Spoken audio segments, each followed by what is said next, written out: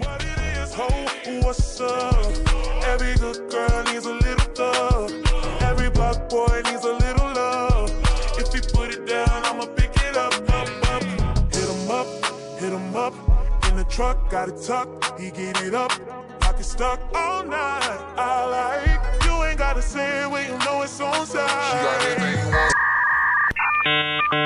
Assalamualaikum warahmatullahi wabarakatuh.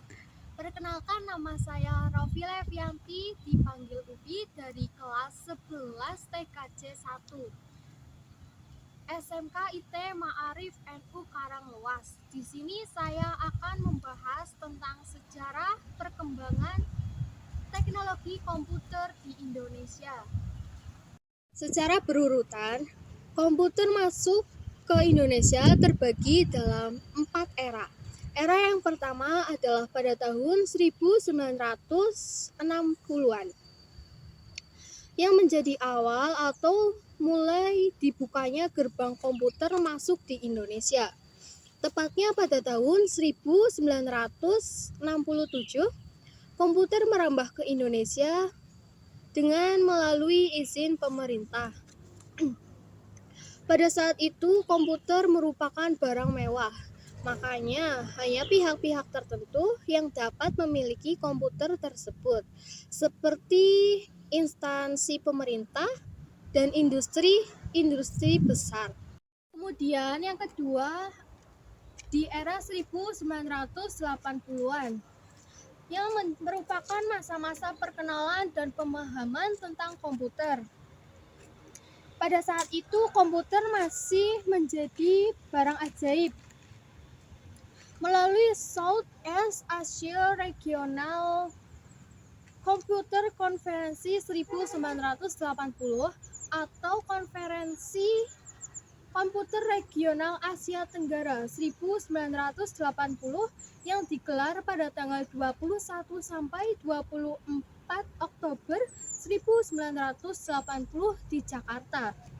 Konferensi tersebut menjadi wadah bagi negara-negara yang tergabung dalam ASEAN untuk membahas seputar kerjasama dan perkembangan komputer. Di zaman ini, sejarah perkembangan komputer di Indonesia diisi dengan kehadiran komputer mini. Sebuah perangkat yang tidak secanggih komputer mainframe, namun setiap sistem yang digunakannya berisi bongkahan-bongkahan yang berukuran besar. Selanjutnya adalah era pada tahun 1990-an yang merupakan masa-masa pengembangan orang-orang mulai mengerti penggunaan komputer. Era ini merupakan cikal bakal penggunaan PC atau personal komputer, walau jumlahnya masih sedikit. Selain itu, mulai dikenal komputer-komputer dengan prosesor x86 yang dirancang oleh Intel Corporation, yaitu Pentium. Pentium 2 merupakan yang paling diminati pada saat itu karena cara kerjanya yang efektif dan efisien. Mulai masuknya internet tahun ini juga mempengaruhi perkembangan pesat komputer pada tahun ini. Dan yang terakhir adalah era di awal-awal pada tahun 2000-an. Pada saat itu, perkembangan komputer sudah modern, ditandai dengan fakta bahwa komputer di Indonesia sudah menjadi barang umum bagi masyarakat Indonesia dan mulai merata di seluruh penjuru. Pada tahun ini merupakan tahunnya Pentium 3. Komputer ini sudah dilengkapi dengan CPU yang memakai RAM dan SD-RAM yang spesifikasinya 64 MB sampai 256 MB dengan kecepatan antara 800 MHz sampai 1300 MHz. Sistem operasi yang dipakai adalah Windows 98. Merupakan yang paling viral pada saat itu. Walaupun komputer ini dibanderol dengan harga 8-10 juta, namun tetap laku di pasaran. Mengingat kebutuhan masyarakat akan komputer meningkat. Pentium 3 selanjutnya digantikan oleh kehadiran Pentium 4. Komputer ini sangat cocok untuk bermain game karena didukung dengan prosesor yang canggih dan desain grafis yang tinggi. Demikian informasi perkembangan komputer di Indonesia dari era 1960 sampai era 2000-an. Sekian dari saya, terima kasih. Wassalamualaikum warahmatullahi wabarakatuh. Budrek dan sakit kepala tung budrek tak tung datang kapan saja budrek.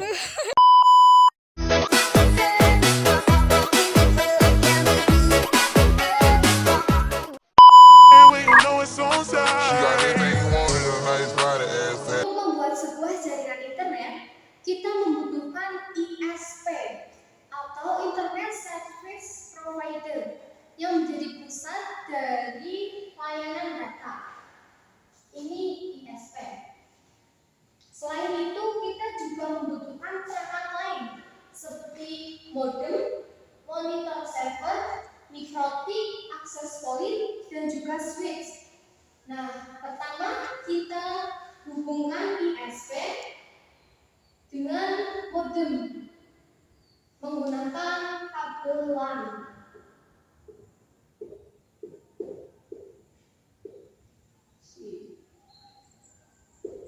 Kabel LAN. Nah, di sini modem bekerja untuk mengubah dari sinyal digital ke sinyal analog. Nah, sinyal analog ini akan diteruskan dengan media telekomunikasi seperti telepon dan juga radio.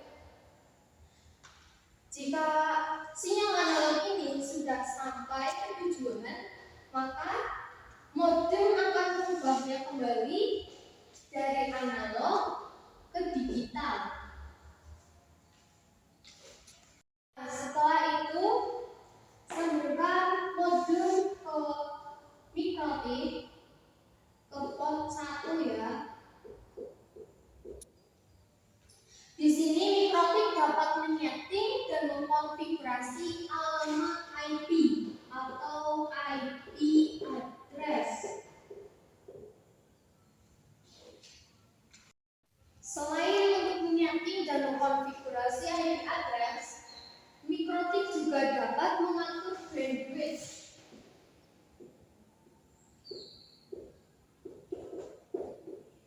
atau kecepatan data. Dalam pengertiannya sendiri, mikrotik adalah sebuah sistem operasi perangkat lunak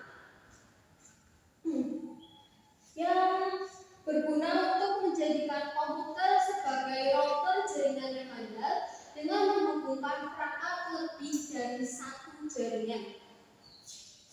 Nah, untuk menyeting mikrotik, kita juga membutuhkan sebuah server dalam bentuk komputer. Kita sambungkan ke port 2 mikrotik. Server berperan penting untuk mengakses data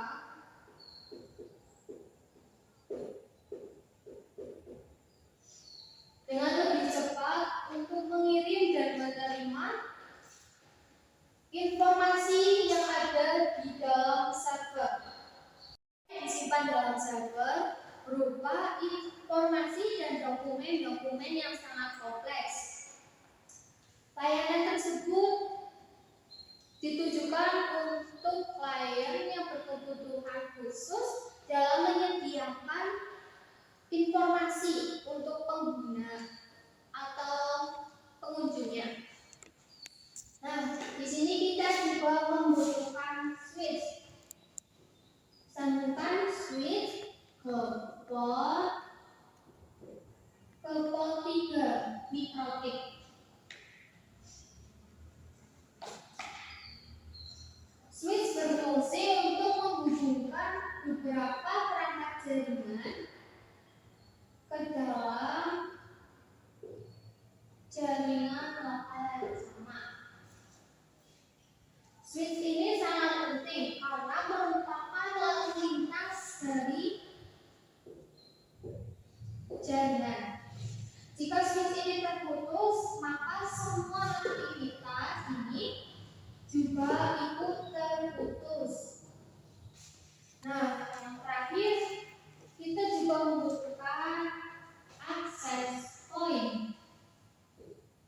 Access point ini kita masukkan ke port yang terakhir, yaitu port 4.